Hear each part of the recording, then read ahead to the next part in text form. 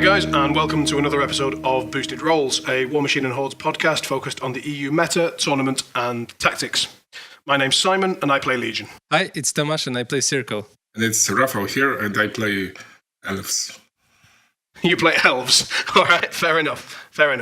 So in case you're wondering why Rafal is with us, he's with us because he was the captain of a recent winning team of a Polish team championship, which I don't know much more about. So maybe, Tomasz, you were also there with your team. Could you tell us a little bit about the event? You know, where was it and what was it about? Sure. The tournament took place in Pruszków, which is a small city close to our capital, Warsaw. And in Poland, we actually call the Tournament of the Cities, because we try not to mix teams between cities, and at stake is the title of the strongest Polish meta. It's a 3-man format, and it's a challenger format, so whoever you put on the table is probably not going to dodge. So the German system? Yeah, I believe it's the same or similar. It's not the same. I think that's becoming the more popular format now. Yeah. In a lot of tournaments. In reality, you can dodge, one person can dodge one matchup, and that's all that you can get. Yeah.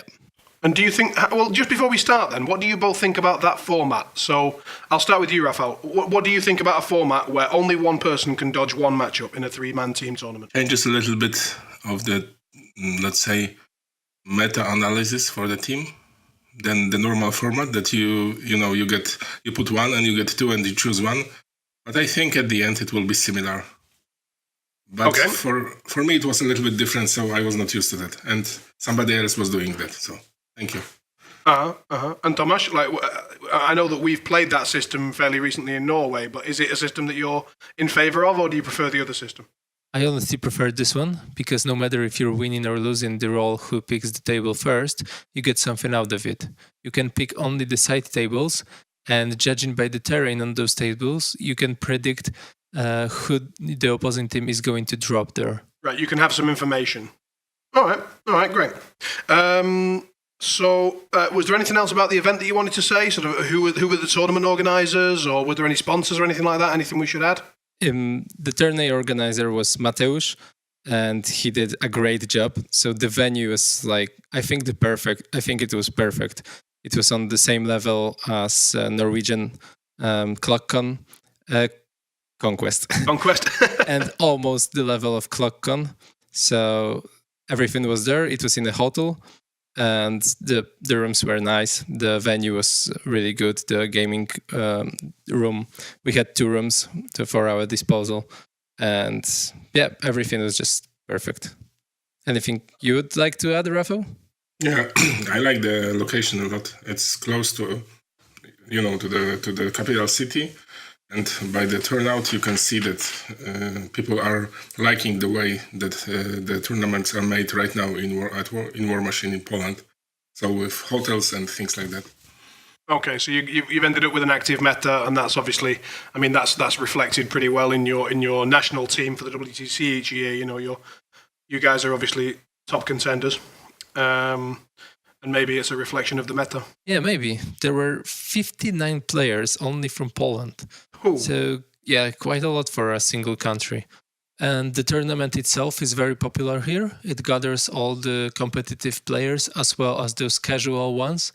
And I think the tradition goes as long as 10 years or something. Do you know, Rafał? I think it's long, but I'm not sure because I'm playing 3 years, and so... All right.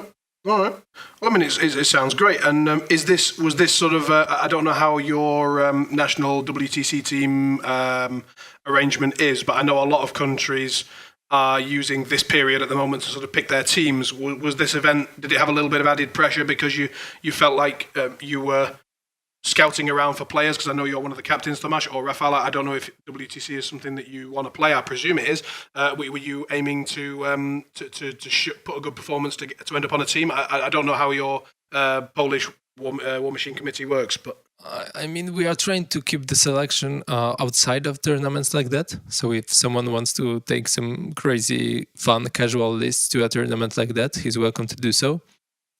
a day before the tournament, we had a WTC bootcamp where we had 5x5 sparrings, and this is where all the pressure is. So yeah, if someone has a very good performance on a tournament, we are obviously trying to notice it. Right, it has an effect. Yeah, makes sense.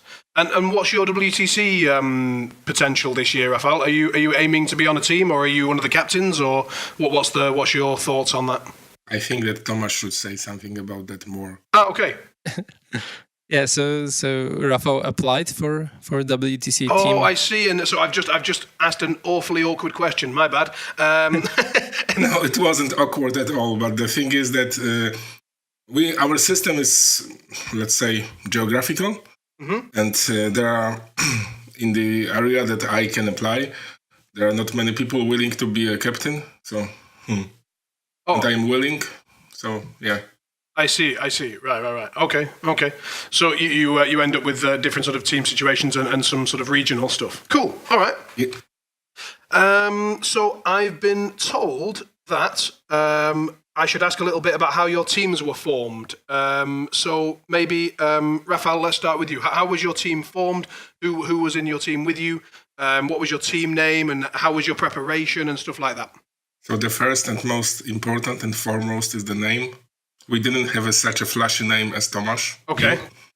But we had quite a good one. We are not the handsomest ones, so we called ourselves beautiful as potatoes.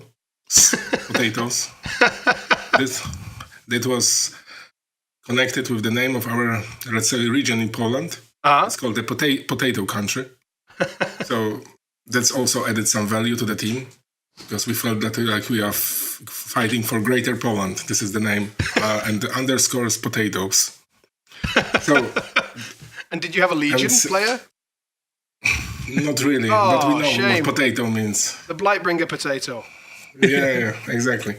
But the thing was that there was a lot of mix and match concerning the teams in our city, because we have met, let's say, 20, 30 people maybe maximum. Okay. So and we had almost three teams for the tournament at the end. So there was one competitive team, the other was called Smurf Village, and as you can assume, it was less competitive. Sure.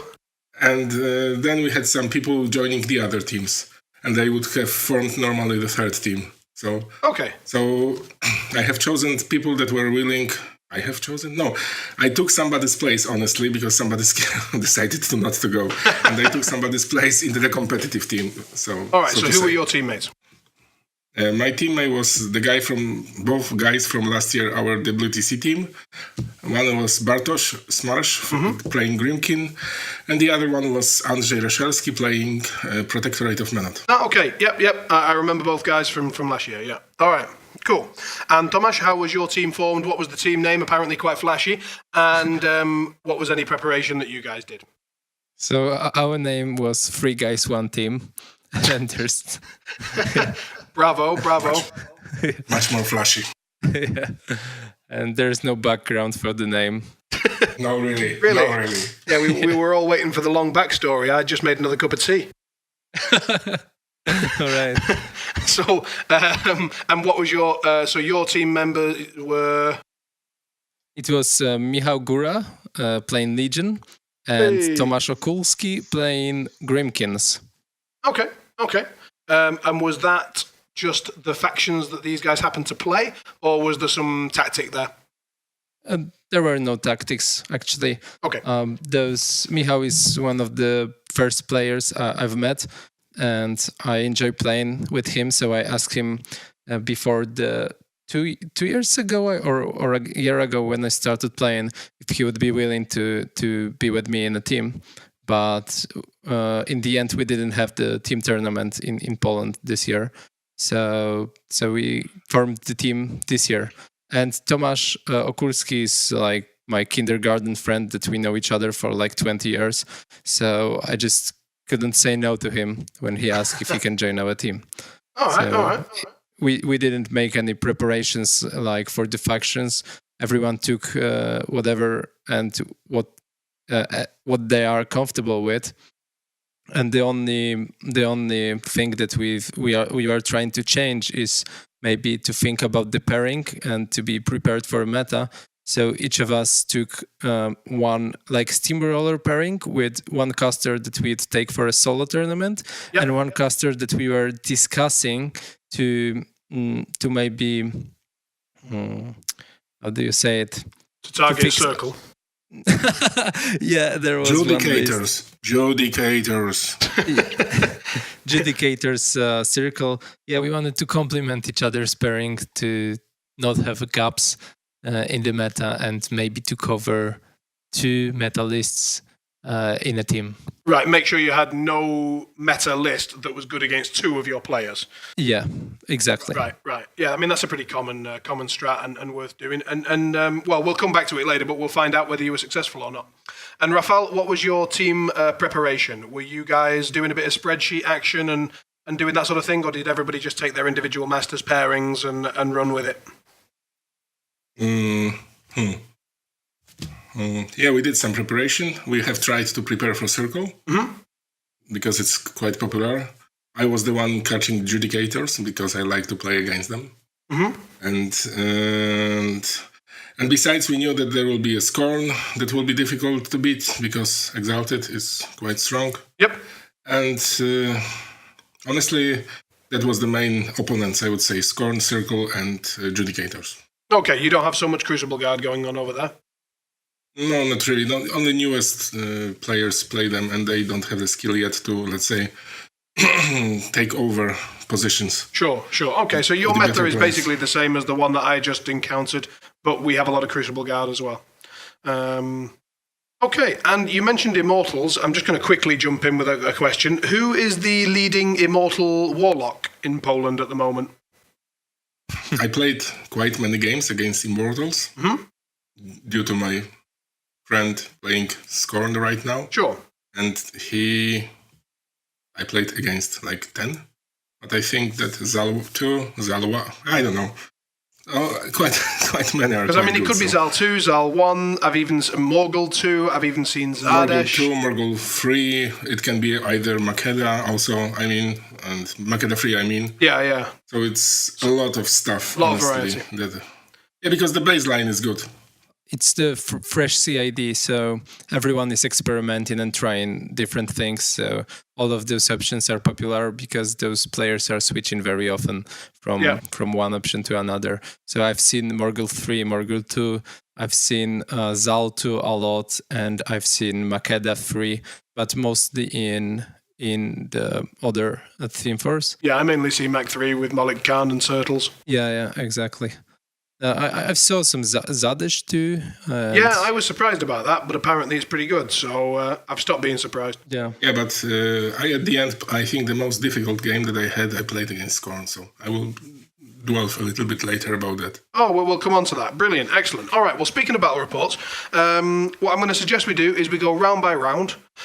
And just talk a little bit about how you sort of chose your team lineup and so on and so forth, and then we'll hear some battle reports. But I suggest we, in the interest of keeping it shorter, if the game wasn't particularly interesting, then obviously give us a quick recap, and then we'll move on to the more interesting games. Obviously, it's only in your opinion. If you think they were all interesting, then perfect. That's what I love to hear, and we'll talk about all of them. So, any objections to that, or shall I get started with the round by rounds? We can get started. Yep, perfect. Round 1. Maybe start with Tomasz. What was your team up against, and what was your personal opponent? So we are playing against a team that was called Weak Players. Was it ironic or not? Get a clue. I don't know. They had a Kriegs player with Danny 1, Danny 2. They had Protectorate player with Judicators, and Circle player with Kruger 2 and Morvana 2. So we wanted to get me on any of them, basically. I didn't want to get Morvana 2 because my pairing was Wormwood and Iona, and Morvana 2 can bring back her army. I cannot, so I thought it's not fair. And there's nothing in Kriegs that I'm afraid of at the moment. I don't see anything in meta that the Kriegs meta didn't adjust to Circle yet. And Protectorate, I think my pairing can handle Judicators well. So it handles Menoth, yeah. Yeah, so I wanted to dodge the circle. We had our secret tech in the Legion. It was Tagrosh 1 in Primal Terrors, and this list was supposed to handle circle if the wall lock isn't particularly hitting strong. So maybe not Iona, but it can handle Morvana 2, it can handle Grail, it can handle all of those other Tharn lists. Triple Warmongers. Yeah, triple Warmongers to Hellmouths, obviously, a Bladebringer, and Golab in Battle Group. So. Oh, really? Okay. Yeah, so the list plays like brick, and when Tarns go in, they cannot really crack the armor because it's so high. So that's the idea. Not like big deal, but people think that Circle is universally good into Primal Terrors. So we found this one list that maybe can have a game. It's not like great matchup, but it has a game, definitely. No, I mean it's a well-known list. I mean, he didn't change anything about the list. It was played a lot, and it's quite respected by a lot of people. It does one thing and it tries to do it quite well. So the lack of RFP in Tharn can certainly make it a possibility. So how did you approach the table pairings and so on? I believe we won the roll, and we started with Grimkins because they didn't have dodge there, and they started with Circle on Forest, I believe, and then we put our Legion player against Circle. They put Protectorate against Grimkins, and I was facing Krix, and it was Iona versus the Negra one in Satixis, and the story of the game is I won the roll to go first, and basically I ran forward. My opponent didn't have an idea how to even start the game. He moved a bit forward. Then in my turn, I started my alpha, but in the middle of my alpha, I've realized that I can get Lord of the Fist and the Negra, so I put my Lord of the Fist and the Negra, and Lord of the Fist killed the Negra. So, yeah. I'd love to laugh, but I recently died to a Lord of the Feast in my game as well, so I really thought I was past that point, but nope. So Tomek with Grimkins won against Protectorate. He was the one for Judicators, and I've asked him to watch battle reports online and learn about Judicators before the tournament. And Tagrosh won with Golab, handled Morvana 2 really, really well, and we won 3-0 this round. Perfect. All right, cool. Nice and easy. Or nice and easy battle report, at least. How was your round one, Rafal? We played against the guys from the team called Non-Factory. Okay. They are from Wrocław, so south of Poznań. Mm-hmm. They have quite many players, but they are still developing their own, let's say, competitive potential. So they are not so competitive yet. Okay. Their team consisted of Grimkin, Kador. Kador is quite popular in Poland, by the way. So Kador and Crucible Guard. And I don't remember whom we put. I think it was Grimkin also. Mm-hmm. And at the end, the pairings was Grimkin against Protectorate, Crucible Guard against Grimkin. So our Protectorate against their Grimkin, our Grimkin against Crucible Guard, and I was playing Kador. Okay, and what was your pairing? My pairing was Gorshade 4 and Issyria, both in Dawn Guard. Okay. And similar list, Gorshade had more infantry and Issyria had double trident. Okay. So and the lists are at the discount games, so you can check it later. Cool. My opponent saw that I have a shooting list, so he took Old Witch. His pairing was Vlad 2 and Old Witch. So he took Old Witch in Doom Reavers, because now it's a hip to be a Doom Reaver player. Sure. Poland at least. And I took Gorshade because I like to freeze people. So, and honestly, Windstorm is cool, but if you get Trident, it's less cool because you assault anyway, and the range doesn't matter anymore. So my list had big units of Destors also. So the Destors can put like 5 Destors usually put between 15 and 18 attacks per, let's say, charge. So they killed like 10 Destors in one charge. And I rolled quite well for Trident, so it killed another 9 Doom Reavers or 7, I don't remember. Oh. Yeah. So it was not good. Honestly, what I noticed, because I played 2 times against Doom Reavers, that they tend to take too much of the Doom Reaver stuff and too little of the support. Because they have great support option. One is one solo that gives no shooting in 9 inches, so it's quite potent support piece. Yep. And the other one is attachment that give grievous wounds, sort of mortality level, so you cannot heal at all and things like that. Oh yeah, like a miniature entropic force. Yeah, but they don't do it too much. They have like a lot of Doom Reavers and 2 attachments and 1 solo. So I just sent my Imperatus to kill the solo, even to trade him. But I killed the entropic force and the solo that stops the shooting, and then it was easy because I could just respawn Imperatus. And yeah, so honestly, it was quite one-sided. And Okay. So you both had fairly simple round ones. Yes. Good stuff. And you moved on. So remind me again, how many teams total? 20. 20 teams. So we're looking at, is that 4 5. rounds? 5 rounds. 5 rounds. Good, can't do simple maths. Excellent. Right, round 2. Again, Tomasz, we'll start with you. How did it go? So we were paired against the only team that had only 2 members. So yeah, they had Zadesh 2 and Rashev. So Scorn, both with turtles. And Protectorate, it was High Reclaimer, I believe, and something else. Harbinger? Maybe, yeah, probably yes. But there was no Judicator as far as I remember. So our team, they had one card saying buy. So we predicted that So the tactics for 2-player team would be to start with buy, to take off the challenger and to have 2 matchups that you can have control over. But we knew that they are not going to do it, so they will try to snipe out me, to give me buy, and to have a game into 2 other players. So we played around it. We won the roll. We started with, I believe we started with Grimkins, and then they started with Scorn. I got Scorn, and Grimkins got Protectorate, so our Legion player got by. Okay. And the game started.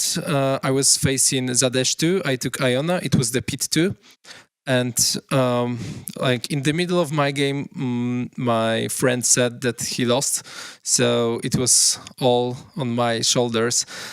And I have to be fair, playing first time into Zadesh 2 and seeing all the turtles and sentries with armor 23 or 25 even, it was scary even for Iona. And the table allowed him to make a cloud wall that was pretty efficient. He connected 2 forests together, so my Ravagers can see through forests, but not much stuff left. So he was leveraging that. And because Iona is playing like an alpha style, so I don't want to send like 1 unit of Ravagers or few Ravagers into his army to kill something. I need to put a lot of stuff. And he won the roll to go first, and he took it, so he was like in the middle of the table, so it was scary. But after my second turn, I've realized that Lord of the Fist is giving trouble to my opponent, and he's like, after second turn, he had like half an hour left on his clock, and there was not much stuff going on. We were just dancing around the table, trying to secure the scenario. And then when the scenario started to be relevant, I put a single Ravager on the edges of each zone to contest. And he sent in his heavy, and I've passed 2 tough checks or 3 tough checks in a row, which allowed my Ravager to stay alive. Then he tried to shoot it to death, but he didn't succeed.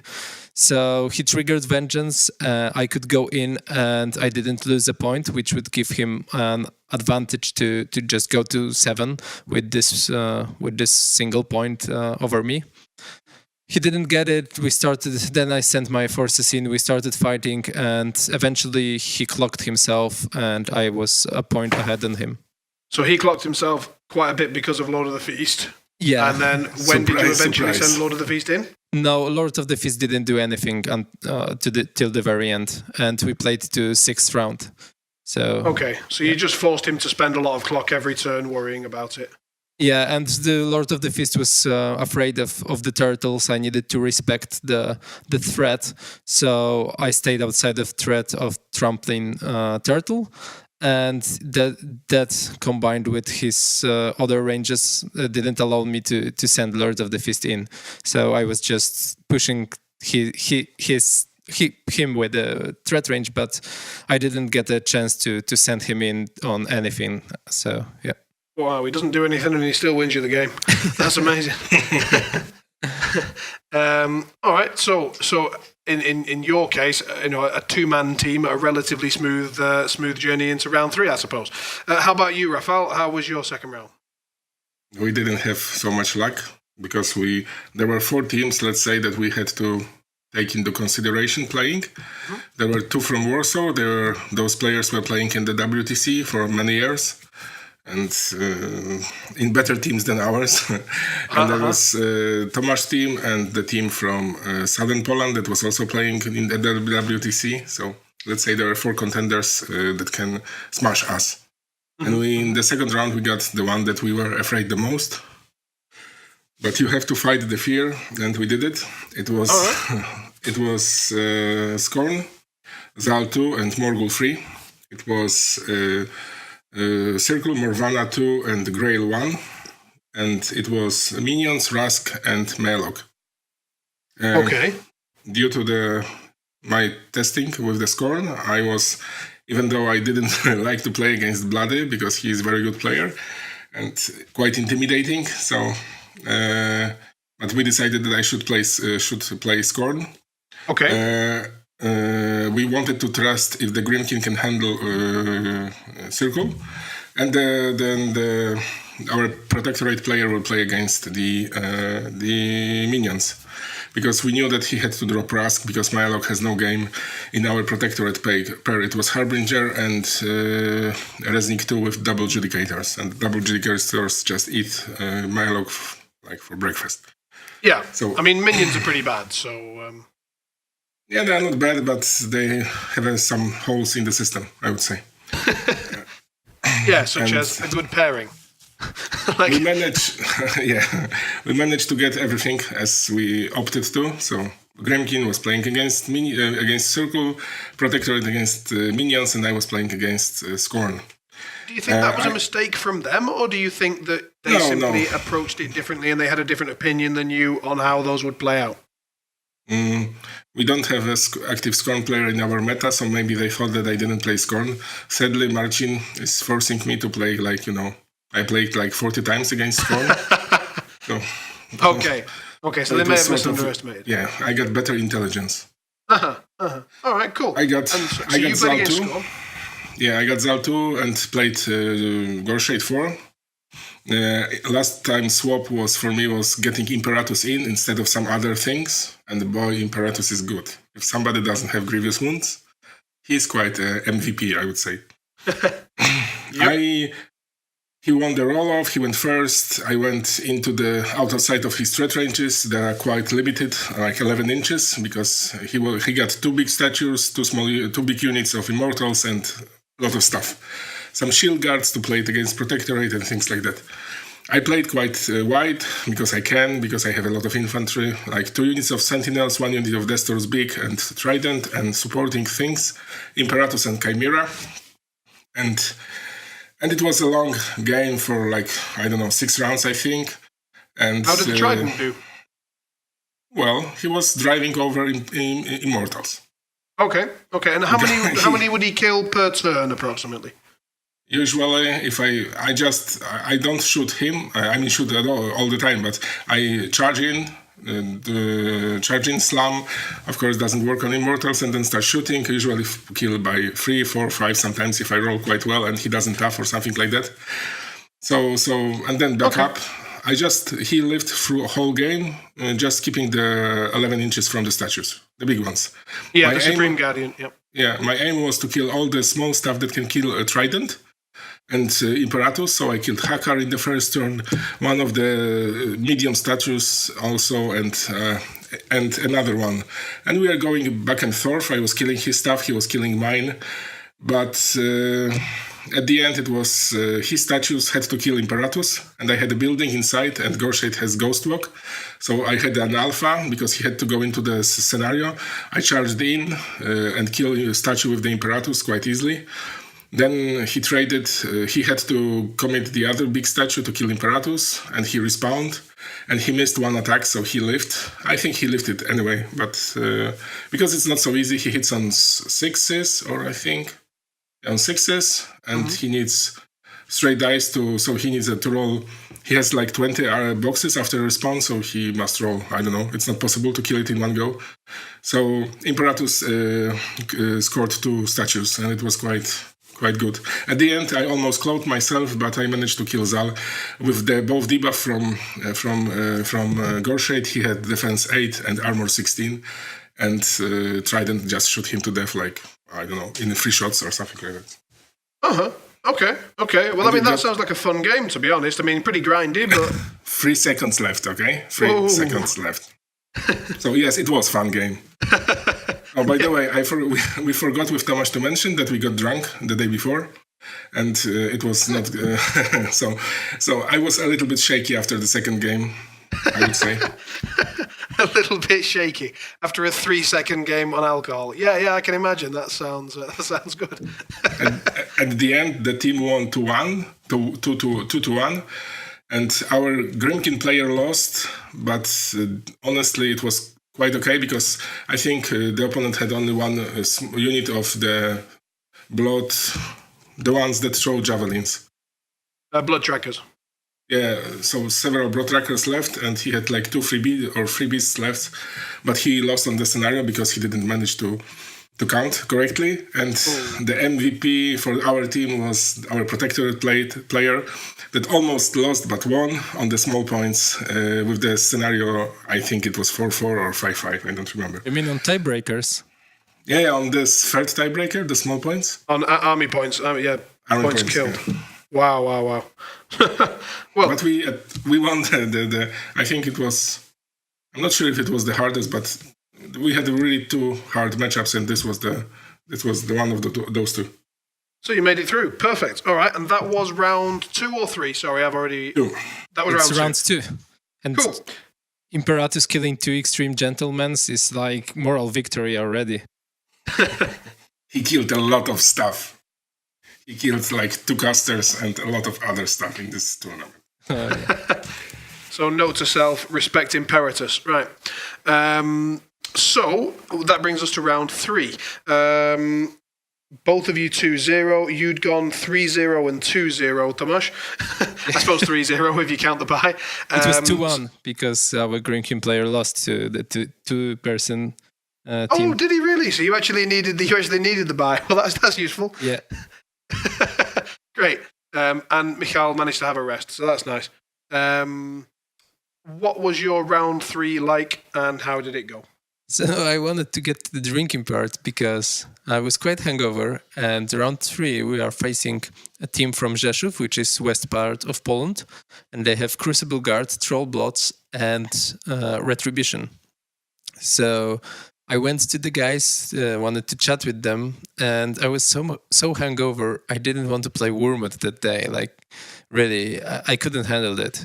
And there's Crucible Guard, so it's like quite, tempting. So I started talking to Crucible Guard player if he wants to play with me, and he was aware that it's a dodge for him. He had Silvestro and Gearhart, so he said he's not going to play with me. So we started chatting. They started asking me some questions if Iona can deal with clouds and stuff. so I said, yeah. If you drop Colgrima, I will have troubles. So we had a good laugh. Sure.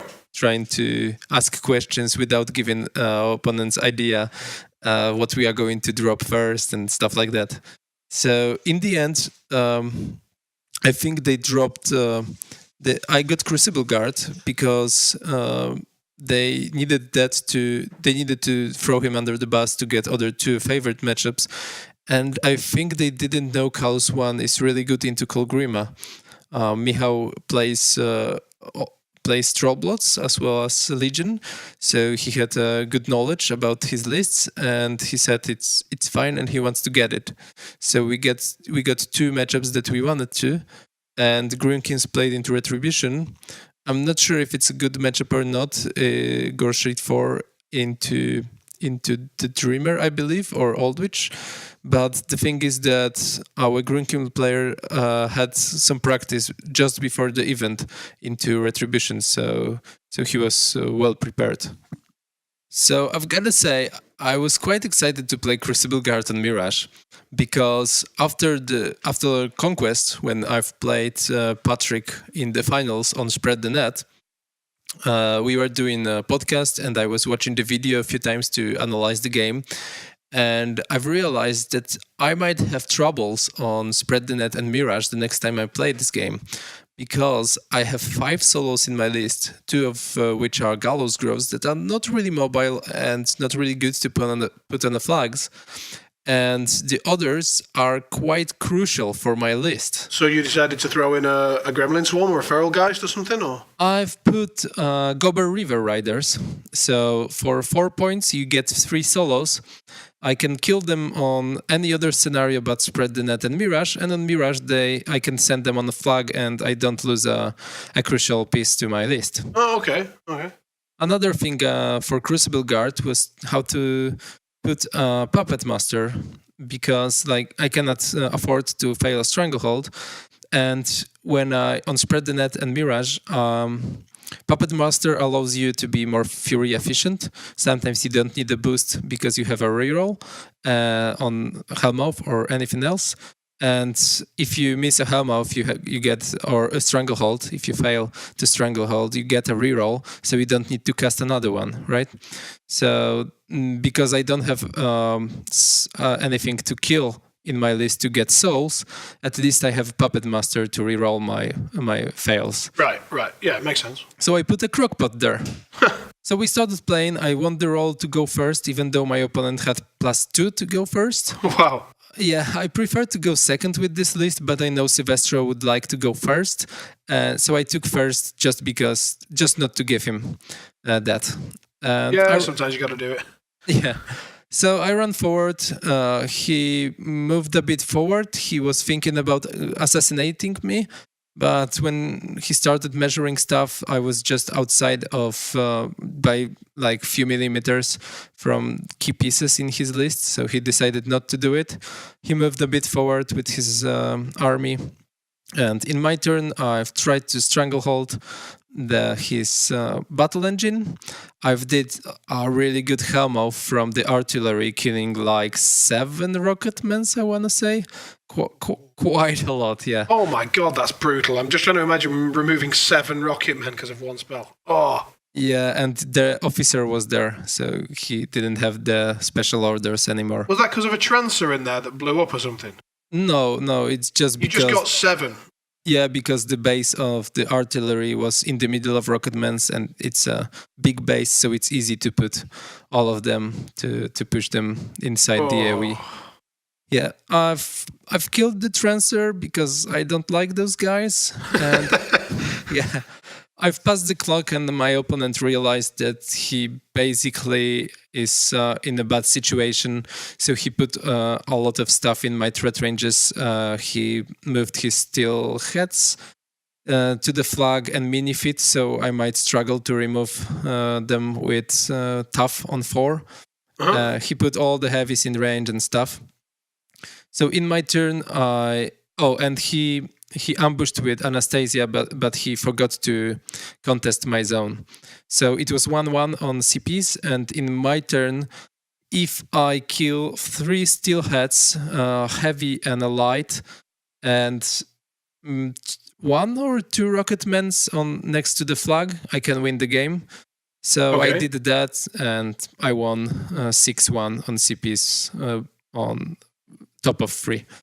All right, so sort of a live scenario, some good hellmouths, a few little mistakes from your opponent, and that sort of told the story of the game, right? I think he didn't do like big mistakes. It was just a bad matchup. Me winning the role to go first, and yeah. Yeah, so some bad luck sort of mixed in there, and you end up with this sort of perfect storm. Right. Okay, fair enough. So Michał managed to win the game with Trollblots, and our Green King player managed to win with Gorsheet 4, so we went 3-0. Hey, all right, a good finish for the round. And Rafal, how was your round 3? We played against a team from Krakow, from Tomasz City. Mm-hmm. It was Kador. Sorry, it was Kador, Circle, and Protectorate. And they are quite competent players, I would say, so it was not easy matchup.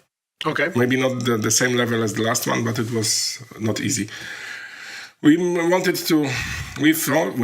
that our Resnick 2 double judicator can play well into Resnick 1 judicator, so that was the aim to do it. I was against aim to kill Doom Reavers, and the Grimkin wanted revenge against Tarn, so he wanted to play Circle. Okay, and was this after lunch, or did you play, like, what was the day schedule? Because I know you just played a particularly long grind, and I know that can have an effect on the following game, so I just wondered, was there a break between round 2 and 3 or not? No, break was between 1 and 2. Okay. And it was good break, because I got my hangover left just before the intense game. Almost left, I would say. All right. So, how did it go? At the end, our Protectorate player didn't get what he wanted, and he lost to Resnick in the mirror match, because our opponent prepared the list that was specially designed to compete with 2 judicators. He had 6 shield guards, and his 1 judicators and 2 redeemers, and some melee stuff could threaten the judicators enough to kill them, and so we lost this game. This Grimkin player got his revenge, and it was a mirage, and he is better, I would say, in the scenario play, so he managed to score out, or to win on scenario 6-1, I think, against Circle. And I killed a lot of Doom Reavers. Grimkin against Circle? I'm like Grimkin against Circle on Spread the Net. No, it was Mirage. Mirage. I mean, that seems even worse. Like, that doesn't feel great to me. Am I missing something? No, because it depends on the terrain. Yeah, and it was Baldur 1. Yeah, it was Baldur 1, yeah. And it's not... But Baldur 1 is quite okay. He has a strength buff, he has solid ground and things like that. I mean, Baldur 1 is popular in Sweden as well. I mean, I was recently beaten by that list, and I had beaten, Iona and some of the stuff previously, but I just feel like Grimkin want to brick up, and on a scenario like Mirage, I wouldn't necessarily feel very comfortable as the Grimkin player seeing Tharn on the other side. Yeah. The thing was that there was he took the table that he wanted, so he had a building inside, so his brick was bigger and bigger because of the building, and he just scored slowly. And forced him to, let's say, to alpha the Grimkin, and he couldn't kill enough stuff.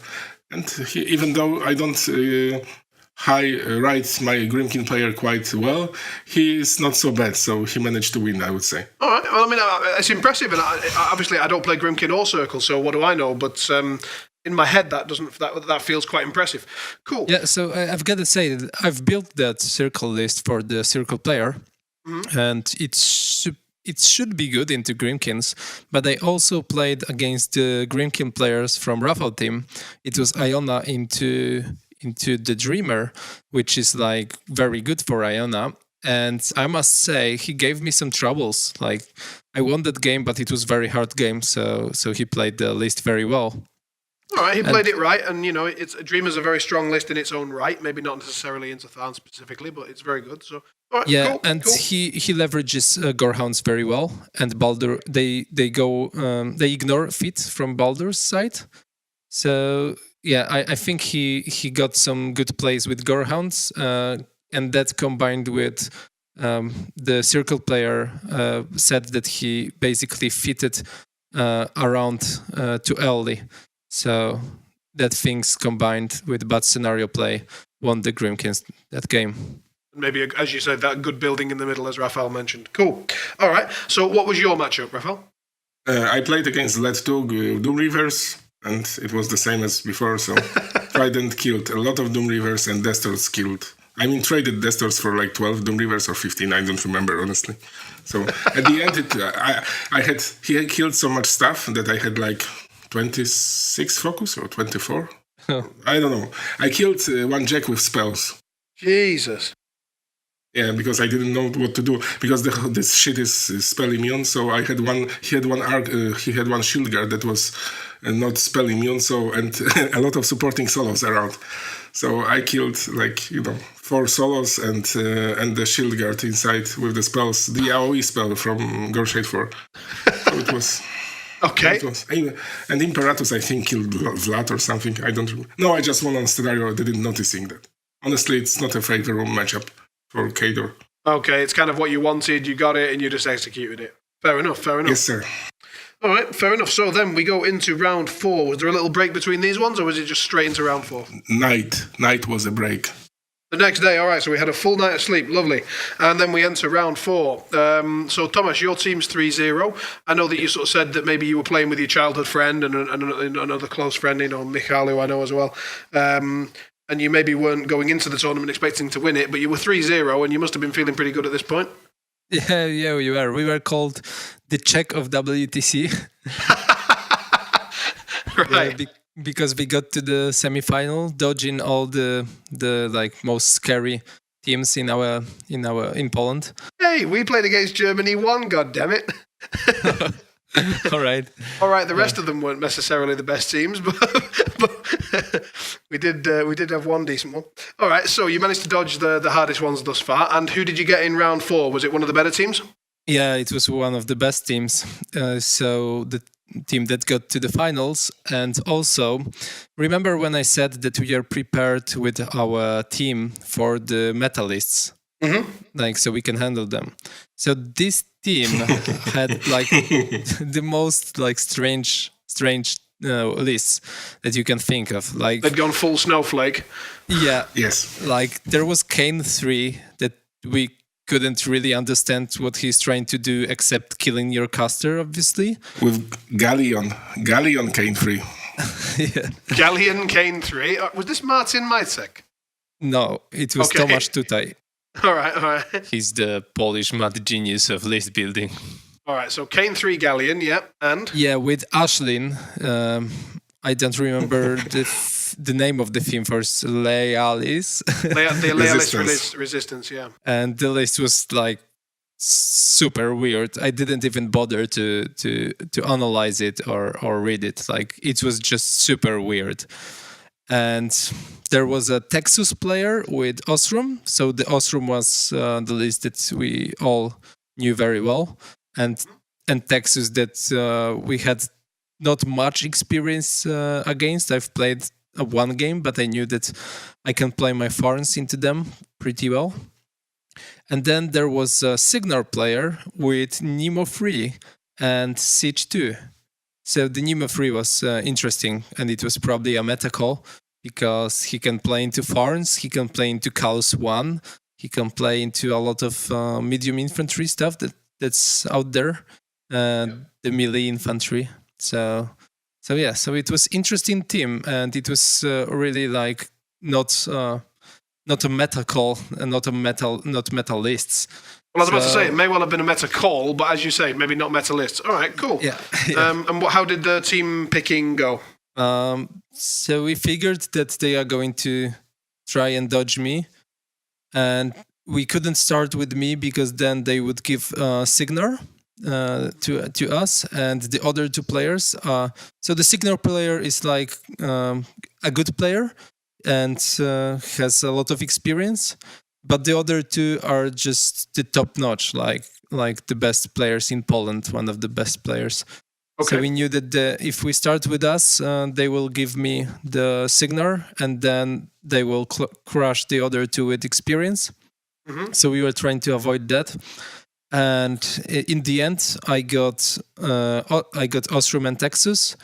Grimkins got Kane 3 and Ashlyn, and Nemo 3 got Michał with his Legion. Okay.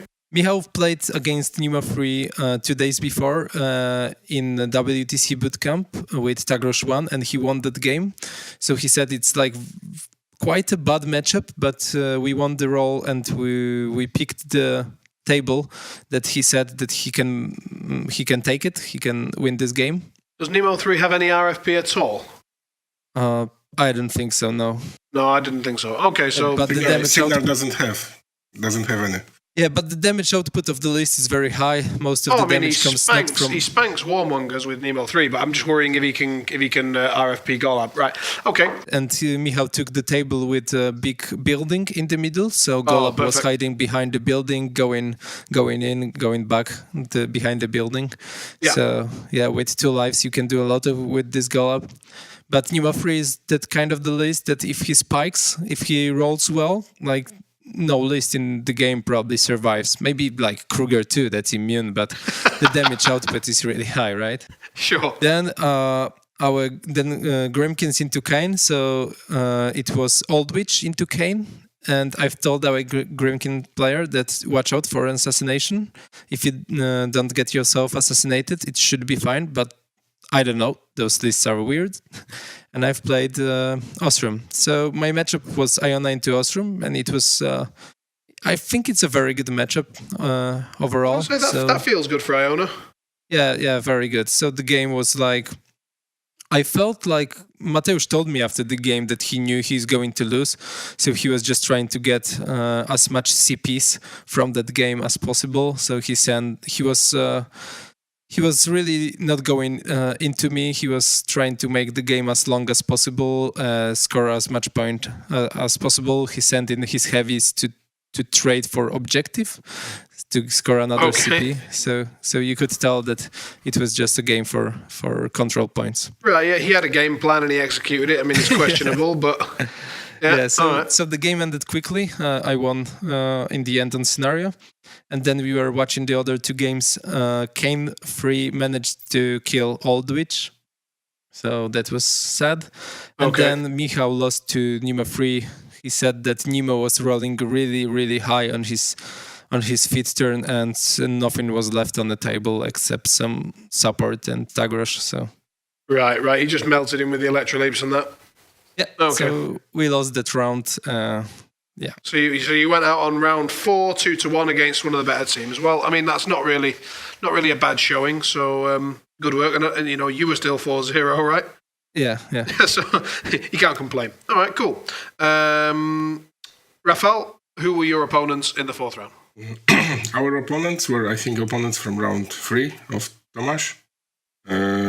We played against Crucible Guard, Trollbloods, and Retribution. And how did you get matched up against them? They got paired down because you didn't have enough undefeated? Yeah, we got paired down, yeah. Right, okay. So because there were 3 undefeated and we got paired down. Gotcha. And we did a good... I don't remember who was doing all the matchup thinking, but we always get the right ones. So whoever it was needs a beer. Yeah. And now it was like brainstorming, because I had the biggest experience against lists, and they had good ideas, so cool. It was all together. So Protectorate was playing against Double Judicator was playing against Baldwin, and both sides thought it was okay. I played against Baldwin the day before in our warm-up WTC test, and I knew that it's quite strong. but he fought too much. The Crucible Guard players thought too much about sprays and too little about blasts. And so this was the first matchup. I played against Trollbloods because they wanted to avoid the feat of Gorshade 4, and it was also fine by me because I wanted to avoid getting killed by Kolgrima. And there was a Retribution versus Grimkin match. It was Gorshade 4 against Dreamer. And how do you feel about that matchup? I also would say that it's okay, depending on the list. I'm checking his list. He didn't have Imperatus, so no, sorry, guy. That's not the correct choice. No, but come on, you can if you can shoot off with the okay, depending on the. It was a Dreamer or it was maybe Old Witch. I don't remember honestly. Anyways, but he didn't have enough, let's say, power to take all the heavies or at most of the heavies in one go, because still you can now threaten the Grimkin. Okay. So I would say it's okay. Maybe it's not like, a very easy one, but it's manageable. And I don't like playing trolls, but I took the bullet because they were afraid that they will get killed by Kolgrima, so I was playing Kolgrima. Anyway, so our guy of Grimkin won against Gorshade 4, and he said it was okay for him, so I'm not sure what he was playing, honestly. And our Protector player got the, let's say, field day, because on the first turn, I think, or it was the second turn, he puts out 14 blast damage templates per turn. Okay. So he killed like 75% of the Crucible Guard infantry before they shoot. Or maybe they shoot once. Okay. So it was according to the plan. And I played against Kolgrima with trolls. It's always, like a slug. You fight and they fight, and all the time they die. I don't have a feed because I cannot make them stationary, but I get a lot of. I get many soul tokens. So. But anyway, I managed to Imperatus kill Kolgrima at the end, and it was quite okay game. I didn't lose much except infantry, so we went 3-0 this time. Okay. So you kind of you picked out the matchups that you wanted. They played out as you expected, and you ended up with a 3-0. I mean, if you end up getting what you want and then it all goes to plan, I suppose that's the outcome, isn't it? Perfect. All right. So then we move into round 5. Thomas, did you play a round 5, or was it only the finals? Why not? Yeah. Okay, I wasn't sure. So, some tournaments, like, they maybe have a drop out and start something else, or another steamroller or something. So round 5 happened. Great, perfect. And what was your who were your opponents in round 5? So in round 5, we got one of the teams that we are the most afraid of, which is Marcin Majsek, Artur Ritz, and Mateusz Gmyrek. So from my WTC team, Poland South last year. And they were running double judicators in Marcin's pairing. Then it was Morvana 1 and my Wormwood list in Arthur's pairing. And then it was Kalus 1 in Ravens of War and Anamag, I want to say, in Primal Terrors. So we started pairing. We won the roll. So we are discussing this, how do we pair against this team a lot. We did it before the tournament, and we predicted that if they want to be in an advantage, they need to start with Marcin and Judicators. So before the tournament, as I said, I've asked our Grimkin player to prepare for this matchup, to watch some games, and he watched even some Marcin's games online. And then we picked a table that was on the other side from the table, that if Judicator lands on it, they have very little game, because there was a wall very close to the building and it was outside of the zone. So one of the Judicators would be unable to enter the zone, and it would split the army in two. And it was he needed to pick Resnik 2 into Grimkins, so it's 3 huge bases, so the table would be horrible. But they are not stupid, and they didn't start it with Marcin because of the table. They started with Legion, which made our pairings easier that we predicted. Grimkins landed with against Judicators as we wanted, but we had Callus 1 mirror, but our Callus 1 was in Primal Terrors. And then I landed into Morvana 1 with my Iona. So Callus 1 Primal Terrors, so our Callus 1 won against Ravens of War. I think, theoretically he should. Yeah, our Primal Terrors lost the role to go first, but I think they were unable to crack the armor, so he was just playing this defensive formation, killing everything that goes in and staying in scenario, waiting for another round. It should go that way. There's not really anything else that could happen there, I don't think. Yeah, and then I was facing Morvana 1. I won the role to go first. It was stable with Little Forest in the middle. And my opponent forgot to activate Lord of the Fist. But when he realized that he forgot to activate him, it was my turn, and I've said that I'm going to charge his model and teleport with my Lord of the Fist to kill his Lord of the Fist. So when he realized I couldn't allow him to move his Lord of the Fist because I already said my plan. So yeah, I mean, he forgot to activate the most broken model in the game. I mean, it's on him. I mean, yeah. Sympathy levels are low. So, all right. So, I normally, it didn't feel good because I normally would allow my opponent to move models that they forgot to activate. But in this case, I've described my plan. I've described that he probably didn't see that he left a model in my charge range, so I could charge and do a attack to something else. And now that I've described it, he could move the Lord of the Fist somewhere safe. So not this time. And that's actually funny because I've described that I'm going to charge his Ravager with Lord of the Fist, and I'm going to shoot something else and stuff like that. And so I've gave Lord of the Fist Puppet Master, and then I decided that I'm going to Fit to give him another reroll from Iona's Fit. So I got quite excited, and I charged the Ravager that I wanted to charge with Lord of the Fist with Iona, and I've killed it. So I had no charged targets anymore, but there was a Ravager next to it, so I've realized that if I land a Hunter's Mark, Lord of the Fist can charge there and still get when I want him to. Oh, wow. I have done that when you measure out an assault shot or something, and then you just think, I'll just kill that guy, he's there. Like, oh no! Oh, exactly. Jesus. It's one of those times when you're like, please tough. Yeah, exactly. God. Right. So you made it to Lord of the Feast and killed him? Yeah, I've killed Lord of the Feast. I've killed the Ravager and Ravager UA, so there was no more vengeance on the table from one of the units. And then I went in with an alpha. I've killed not impressive amount of models, but because of +3 armor and because I was engaging him, he couldn't charge my Ravagers. He needed to punch them without a charge bonus.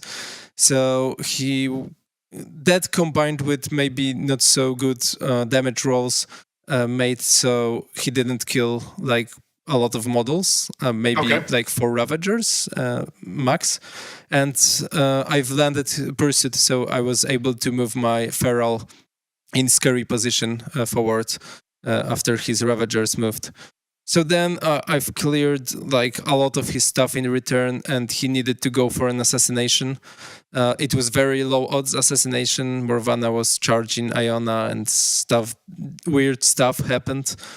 But in the end, he clocked during the assassination, which was impossible. So almost impossible. Yeah. So was the white mane ready to greet them with open arms?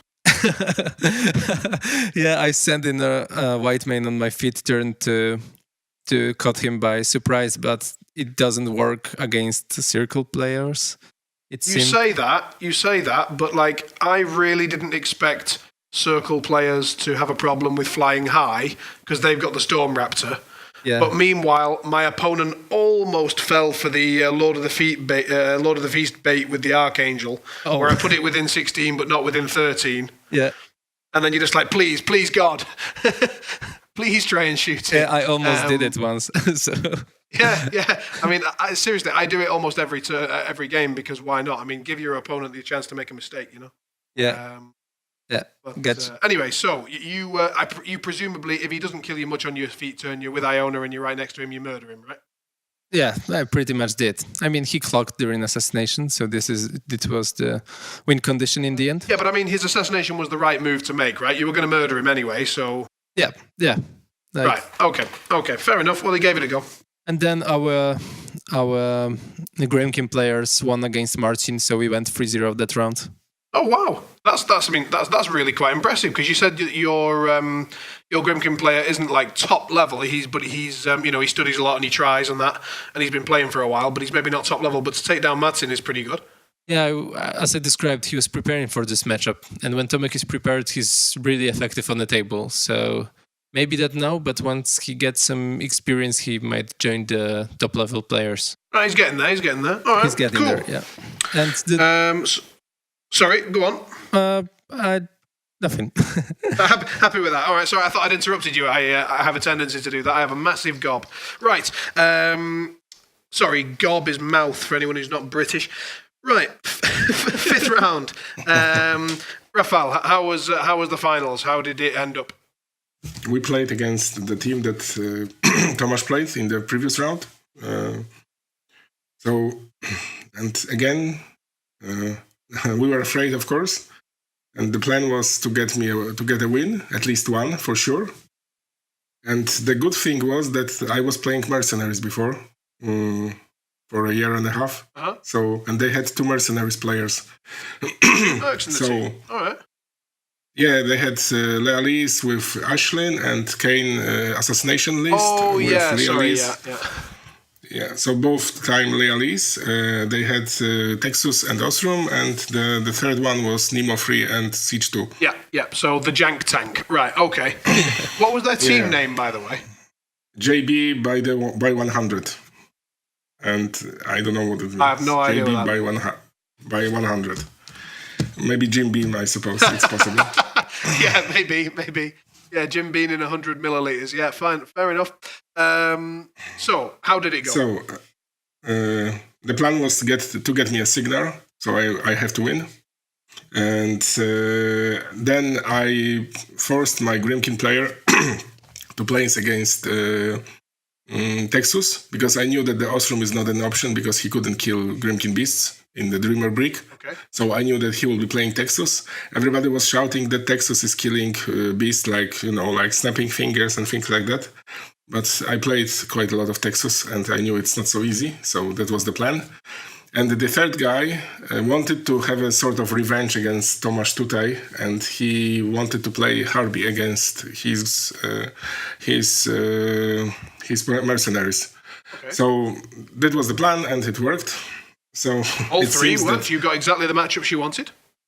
Yes. Perfect. Jesus, seriously, you guys were on fire. I can't remember every single report from this podcast, but I'm pretty sure you got all 3 matchups you wanted at least 4 times. Yes. That's impressive. All right, cool. And so how did they go? No.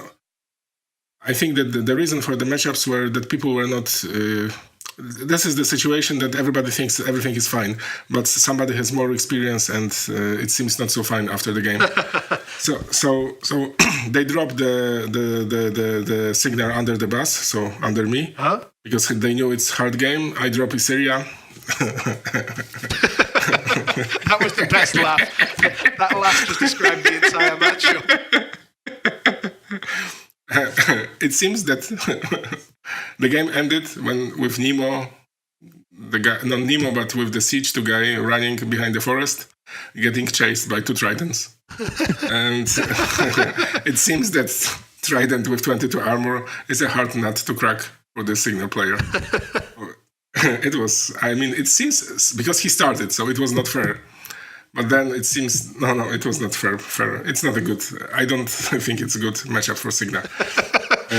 So we got a win, and it was by the scenario at the end. Okay. our revenge guy didn't get the win, so it was 1-1. He didn't manage to. He got Tomasz has special fame for good rolls sometimes, and he managed to hit armor defense 20 monk with knockdown and dodge and things like that behind the wall or something like that. And he lost on the scenario, our guy. So it was no revenge for him. Okay. And our Grimkin guy went and won against the Texas matchup. And at the end, it was Texas getting into the corner, almost killboxing himself, getting chased by, I think, 3 or 4 beasts or something like that. Yeah. Wow, so he really had a problem to be, like, as you predicted, the Texas list was a lot less capable of killing a Grimkin brick than he had expected. Yeah. I mean, you have to spend a Durage to get power 16. And it's still -5 against the Cage Rager. Yeah. So you are doing like 5 or 6 damage. And so you have to spend, he has like 30 boxes, so 6 guys. So you have to kill 6 judges to get 6 attacks meaningful into Cage Rager. And your normal attacks doesn't do nothing. So Right. So, and it was the right scenario, because if it was something quick or something like that, then it would be a problem. But it was the champion's belt, so we knew that he's not going to lose on the scenario, and it was also important. Yeah, I mean, the Pit 2 is the slowest that there is. So, it wasn't the Pit 2, it was the Invasion. Invasion? Oh, Invasion. sorry. Right, okay. So the booby one, so sorry. But still, it's quite slow. Yeah. I didn't want to say that, okay? This is serious radio, okay? I absolutely want to say that. Did we just describe it, Invasion, as the titty fuck scenario? That's amazing. Yes. I'm definitely stealing that. That's amazing. Yeah, I've heard this is how we call it in Poland. Brilliant. How do I say that in Polish? We have a special name for that. It's called Spanish fuck. The Spanish fuck. That's amazing. Yeah. You see, and they say we're not educational.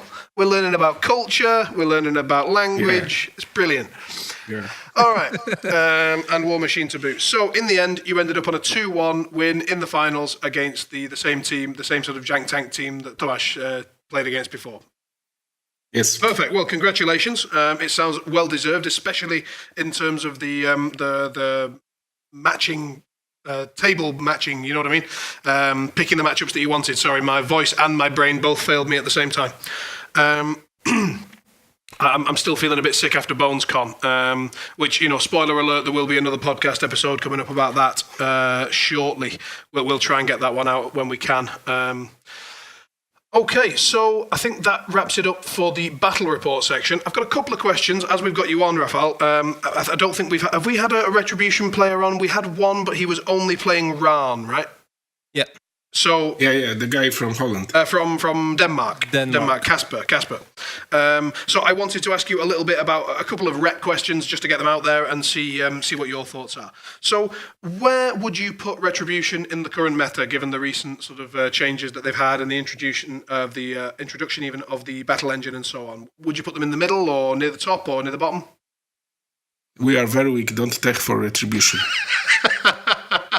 Very weak. Gotcha. And if we weren't teching for you, where do you think you might be?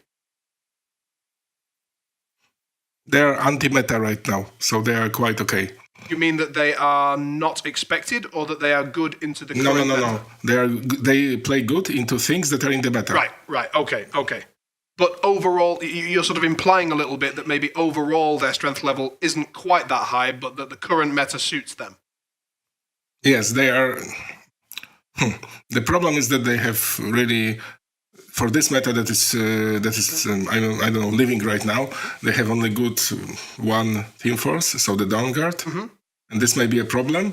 But on the other hand, the models in the Dawn Guard team are so good that maybe it doesn't matter. Yeah, exactly. But it's boring to, maybe not so boring, but it's. I was playing Retribution for 2 big tournaments, so Conquest and the ClockCon last and this year, and I lost a lot of games, and it was not because I'm not so good, but anyway, I had a not proper list for the meta, and before this tournament, I went to Small Masters in Poland, and I won it also, but I had the right list for the meta. Okay. And so you have to be prepared for the meta, and this is what Retribution has an option, especially in Poland with Judicators roaming and judicators roaming still more. And we have a good answer for judicators. That is important. Okay. So you've got a good answer to a current meta threat. You feel you're in a reasonable position, but certainly not, breaking the meta or anything like that. Fair enough. No. And how do you feel? I mean, a similar question, but just slightly off, is how do you feel that Retribution are on the current scenario packet? So, like, does Mirage and Spread the Net suit Retribution more, or do you want to see more the Spanish fuck and the Champions belt? On the table? I don't know if you listen to the statistical analysis of ATC by Line of Sight podcast. I haven't yet. I was busy preparing. But it seems that the faster the scenario is, the less important is who is winning the role to start. So maybe if the PP starts to take this into consideration, they will drop the slowest scenario and add the more live ones.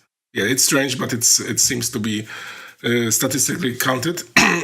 And in fast scenarios, Retribution is good. We are quite fast. We have a lot of solos. I mean, like a lot of useful solos. Yep.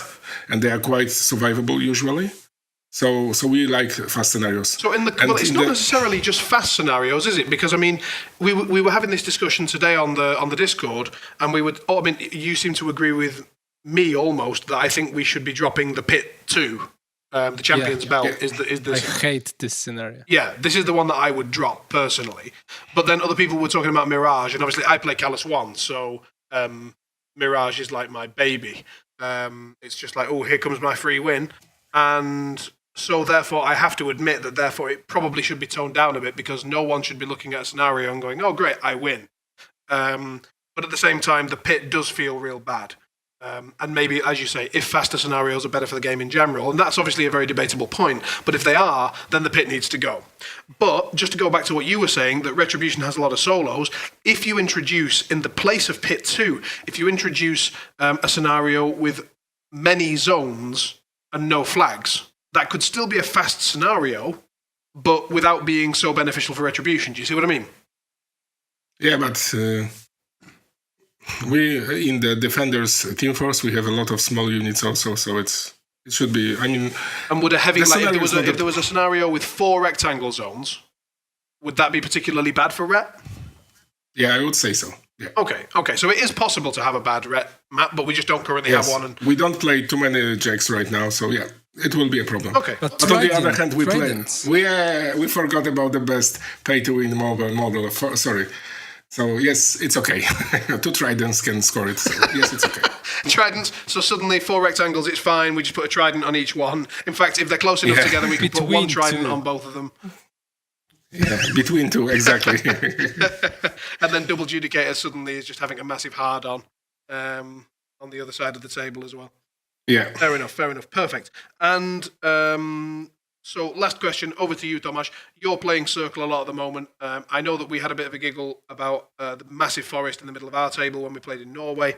I was discussing it with some other players recently, and we were saying that when we were playing Legion and when we were playing the Beast sort of versions of Legion, so lots of Abbey 2, Fianna 2 and so on, that almost no tournament organisers were putting big clouds anywhere near the middle of the table, and that even once or twice we'd seen tournament organisers say, oh no, we can't have a big cloud with Legion on it, that's just too imbalanced, we'll change it for a building or something like that.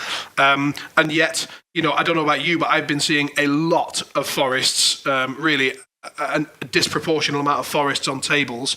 Do you think it's just because I'm shit scared of Circle and I'm noticing the forests and I'm not noticing the other ones, or is it the same for you? How's the proportion of forests that you're seeing on tables?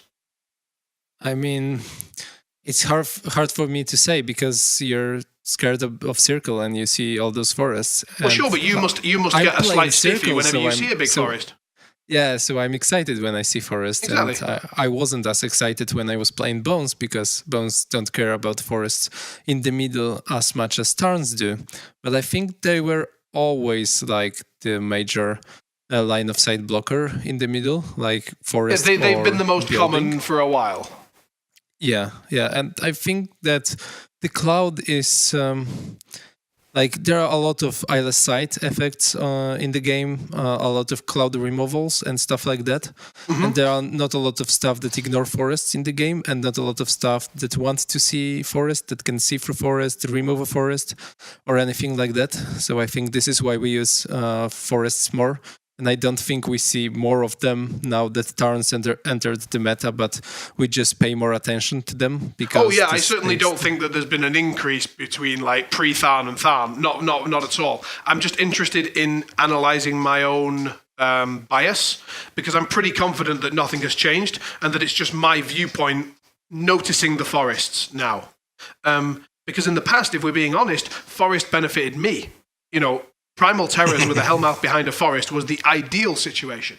You know, oracles with beasts slipstreaming into forests was perfect. You know, apart from having a cloud, obviously. So up until the release of Tharn, forest really benefited Legion, and I think terrain in general has benefited Legion. And I'm suddenly feeling the other side of that coin, which I think is very healthy. You know, to feel the other side of it. But I was just interested to see what your thoughts were, and to see whether you'd noticed anything different. So what's different is I think that the forests now and Circle makes team tournaments a lot more exciting. Like there's a really like decision there to where to put a Circle player. If there's a forest, you can predict your opponent's team is going to put a Circle player there. Oh, so true. You can, yeah. So you can predict that. You can work around it. You can send the worst matchup there to under the bus, basically, to get other favored matchups. And you know, like. Circle lists still need to play on tables without those giant forests. They benefit us a lot, but we cannot build the lists with those forests in mind. Sure, it's not reliable. So yeah. No, that makes sense. All right, cool. So those were just my little sort of follow-up questions. Obviously, the focus of the podcast was on the Polish Team Championship, having a look at the Polish meta. Hopefully, that's been helpful to some people to hear what's going on in Poland, because I know you guys are sort of well known as some of the. My words have gone today. Innovators of the meta. So unless anyone's got anything else to add, I think I'll probably sign this one off. Can I add something? Absolutely, go for it, Rafal. Say what you got to say. I would like to thank you, Simon and Tomasz, for getting the podcast together. It's the best, or one of the best, informative podcasts right now. So thanks a lot. Oh, that's very kind of you to say so. Yeah, thank you. And I know how much it takes to get it, let's say, regular. So even more thank you. Well, that's definitely to do with Tomasz, because he does all the editing and the hard work. I just turn up and blather. So on that side, you definitely need to thank him. All right. So thanks, Tomasz. Thank you very much, guys. All the best. Thanks. Bye-bye. Thank you. Bye-bye.